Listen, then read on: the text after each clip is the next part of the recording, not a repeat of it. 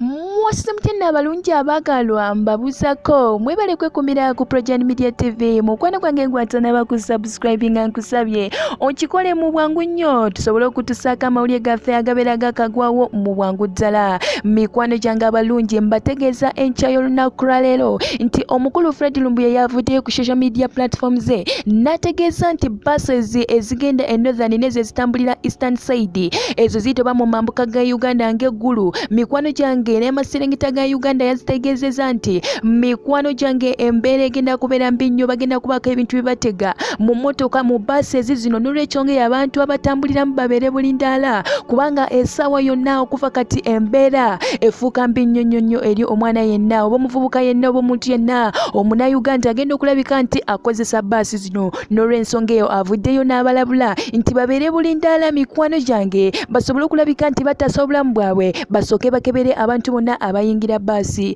Ate wembanga nkuzizzaayoko emabega akatono mujjukira bulungi nti baasi za Swift Safaris wanera mu Kampala zagezaako mu nsonga emu oba endala. Mulimu omuvubuka eyakwatibwa era ng'alina bbomu eyafiirawo bbomu yabwatuka amaniikiddewo ng'amatovu era anafiirwa obulamu bwe mu ngeri eyo. N'olw'ensonga eyo mikwano gyange gano amawulire si mapya mu matugo naye nte njagala okutuusa okulabula nga mpitira ku social media waneeno amawulire gano nga tugafunye okuviirira ku social media oba ku Facebook ya Fred Lumbuye wadde tanaba kuvaayo kukyatuukiriza nti embeera yo egenda kubeera nzibu ddala, embeera yo egenda kubeera mbi ddala. So bannayuganda babeere bulindaala nga we tulinda buli omu abeere mulamu mu kiseera kino oba mweno regime egenda mu maaso. Mikwano gyange ntuusa okulabula gwe wenna asobola okulabula obaako n'engeri gy'olabulamu omunnayuganda yenna ali eyo atalina kyamanyi. Mikwano gyange tusobole okulabika nti tuyamba emiji gy'emito mujjukira bulungi atera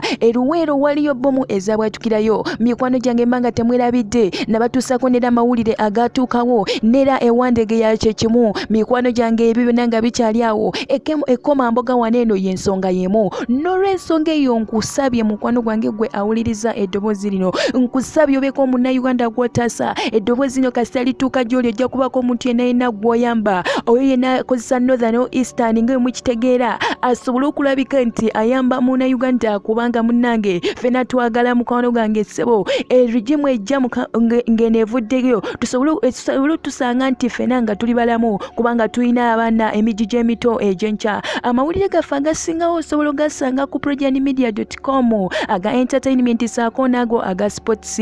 Mukwano gwange gwo mulungi akyekuumidde wano ku Progen Media TV oli mulungi nnyo oli wa kitalo nnyo naawe alina kyokola osobola ogenda mu maaso n'obaako n'ekyokola osobola okuleeta ekyokulya ku mmeeza. Mukwano gwange gwe omwana omuwala alina kyokola nkutumiddeko weebale nnyo kubanga naffe tuba tulina okwenyigira mu bintu ebimu okulabika nti tubeezaawo obulamu bwaffe. Mukwano gwange kankomewo katono nnyo tovaawo.